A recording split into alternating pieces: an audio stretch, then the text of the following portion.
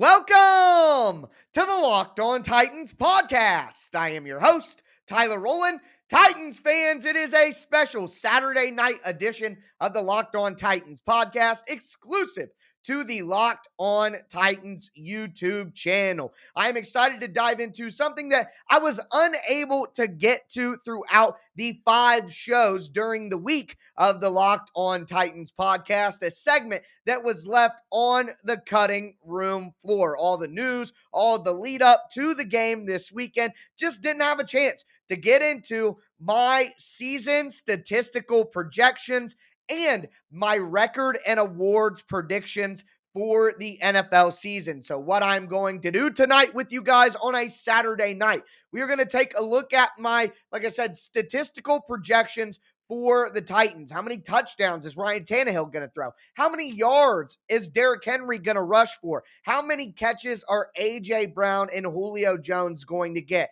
Who's going to rack up the sacks for the Titans this year? Who's going to be intercepting the passes in the defensive backfield? I'm going to go through a ton of different players, tell you what they were able to produce last year in the box score, and tell you what I think they're going to put up this year. Then we are going to move into a big picture conversation about the NFL. I'm going to tell you who I think my 7 playoff teams are from both conferences, and tell you who I think is going to meet in the Super Bowl and ultimately bring home the Lombardi Trophy. Also going to give you my awards predictions for things like MVP, Defensive Player of the Year, Offensive Rookie of the Year, and Coach of the Year, all in this Saturday night special edition of the Locked On Titans podcast. Let's get it. You are Locked On Titans, your daily Tennessee Titans podcast, part of the Locked On Podcast Network, your team every day.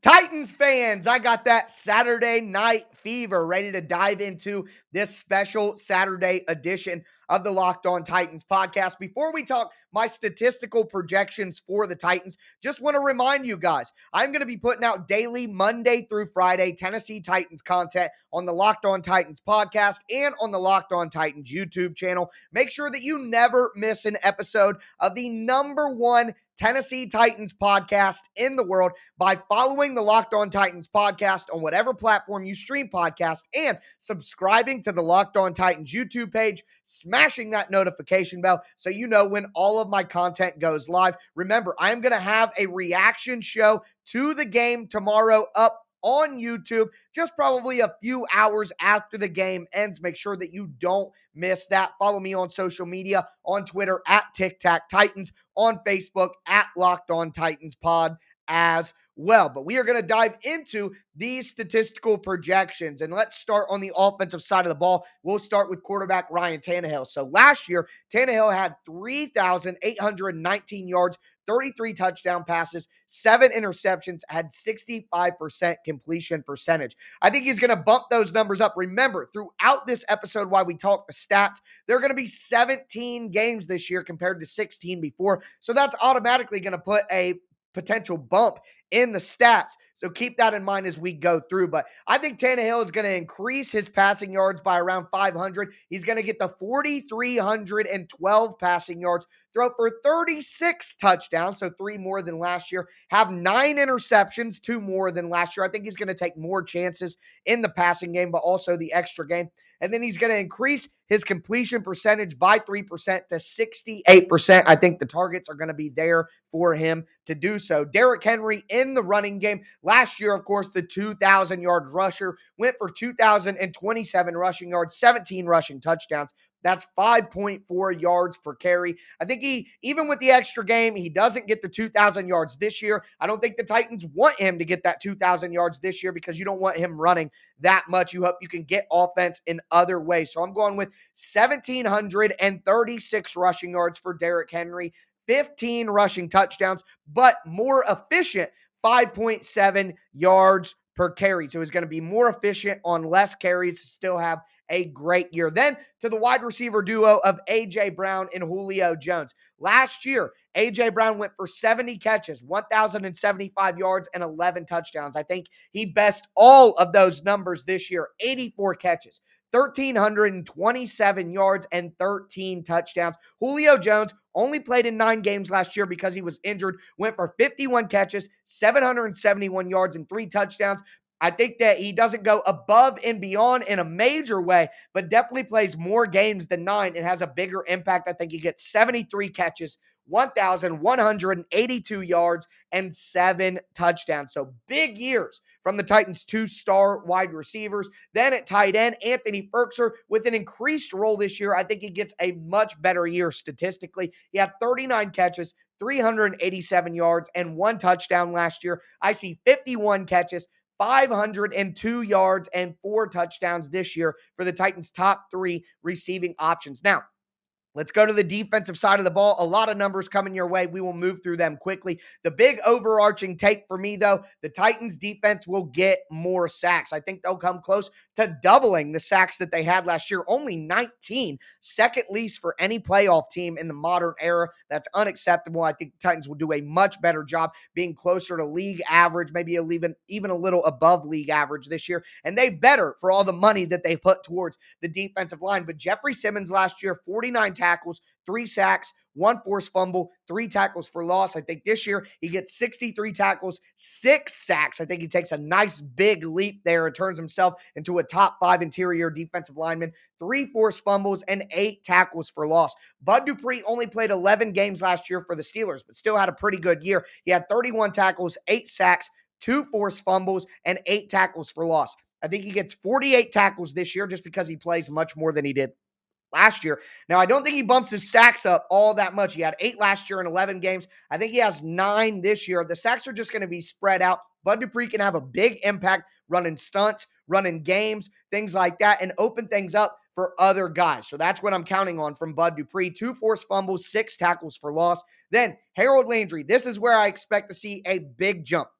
Last year, Landry had 69 tackles, had 5.5 sacks, 2 forced fumbles, and 10 tackles for loss, and dropped back into coverage over 125 times, a career high. That can't happen again, and I don't think it will. I think Harold Landry has 71 tackles, right around where he was last year, 11 sacks. I think Jeffrey Simmons, Bud Dupree open things up for Harold Landry to have a monster year, 11 sacks, 4 forced fumbles. I think he does a great job getting the ball out. And then 11 tackles for loss. I see a big year for Harold Landry coming up. That's someone who should benefit from Jeffrey Simmons, Danico Autry, and Bud Dupree in a major way. And speaking of Danico Autry, he's a guy who I think is going to be rotated a lot more than the other guys just because he's past 30. And I think Rashad Weaver and Derek Roberson, even Laurel Murchison, I think they all will get heavy snaps to keep Danico Autry fresh as he is in the back half of his career. Last year, he had 33 tackles, 7.5 sacks, and 9 tackles for loss. I think he's right around those numbers this year as well, even having less sacks. 35 tackles, 6 sacks, 7 tackles for loss. I think he's going to be rotated in, but I don't think he's going to have a bad year. He's going to be exactly what the Titans need. Then at linebacker, Jayon Brown. Remember, he only played in 10 games last year. He had 91 tackles, 3 sacks, 76 tackles, 1 sack, 1 interception, and 5 tackles for loss. I think he boosts all of those numbers up playing a full season. 91 tackles, 3 sacks, 2 interceptions, and 6 tackles for loss. I think Jayon Brown has a great year and gets the money and the payday after the year that he deserves. And quite frankly, I think it will come from the Tennessee Titans. Then moving to the secondary, Jackrabbit Jenkins last year had 3 interceptions, 55 tackles, and 12 passes defended. Hope he doesn't have to match a lot of those numbers this year because they aren't throwing his direction. I have him at 42 tackles, 2 interceptions, and 10 passes defended. Kevin Byard, a guy who I really hope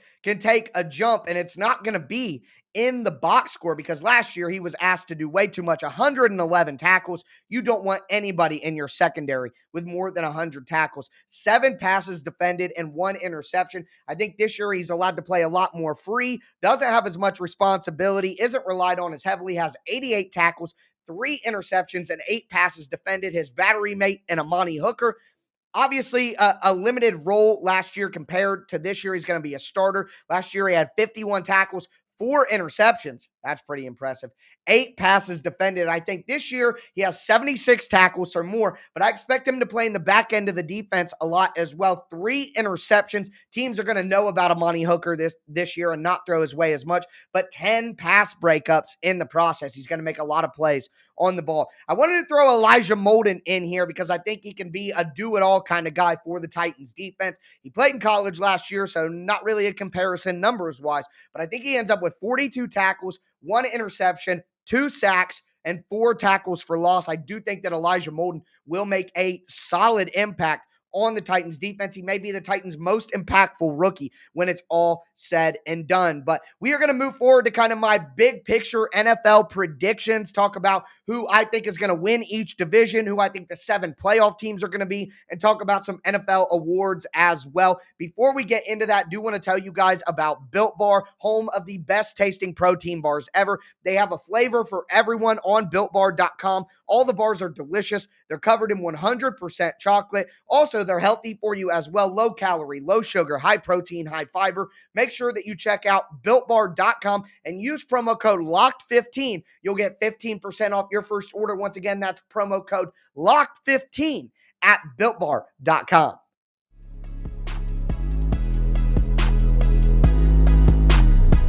Titans fans, let's dive right back into this Saturday night special edition. We are going to talk about my NFL predictions here and then get you guys out of town and get you ready for a big game against the Arizona Cardinals tomorrow. But we are going to, first things first, talk about what I think is going to happen in the playoffs, who I think the playoff teams are going to be, who's going to win each division. We will start in the NFC. I think the Dallas Cowboys do win the NFC East. I think the Washington football team is going to be knocking on the door. I think they're ultimately going to be a pretty decent team, but I think the Cowboys do win that division at 10-7. Then I see the Packers winning the NFC North, and I actually think that the Green Bay Packers are the #1 seed in the NFC this year. Then the Tampa Bay Buccaneers win the NFC South. I don't feel like that's a hot take. And in the West, where it's hotly contested, I think the Rams win the NFC West.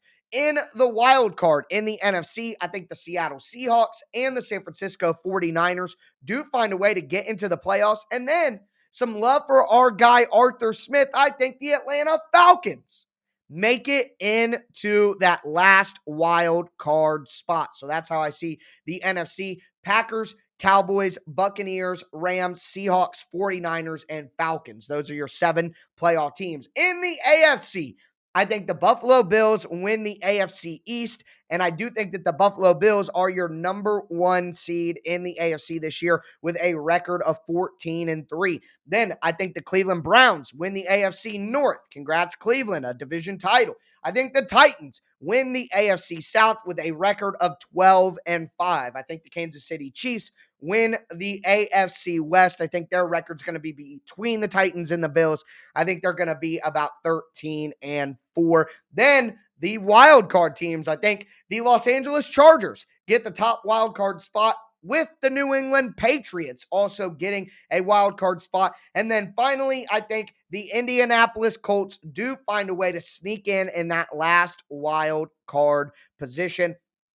So to recap, AFC: Bills, Titans, Chiefs, Browns, Chargers, Patriots, Colts. And then my Super Bowl prediction: I think that the Green Bay Packers play the Buffalo Bills, chalk 1 seed versus 1 seed, and I think the Green Bay Packers win the Super Bowl. Aaron Rodgers saw Jordan Love get drafted, and in return, he won MVP. Now, the Packers and Aaron Rodgers have an agreement for a trade after the season, and he will win the Super Bowl. So I'm taking Aaron Rodgers and the Packers to beat the Buffalo Bills in the Super Bowl. Along those lines, my MVP pick for the year is Josh Allen. If the Buffalo Bills do get the #1 seed in the AFC, then I do think it'll be Josh Allen winning MVP. My offensive player of the year is Alvin Kamara from the Saints. I think with Drew Brees out of the picture, Michael Thomas out of the picture, the Saints will have to rely heavily on Alvin Kamara. And if he's able to win or to stay healthy for all 17 games,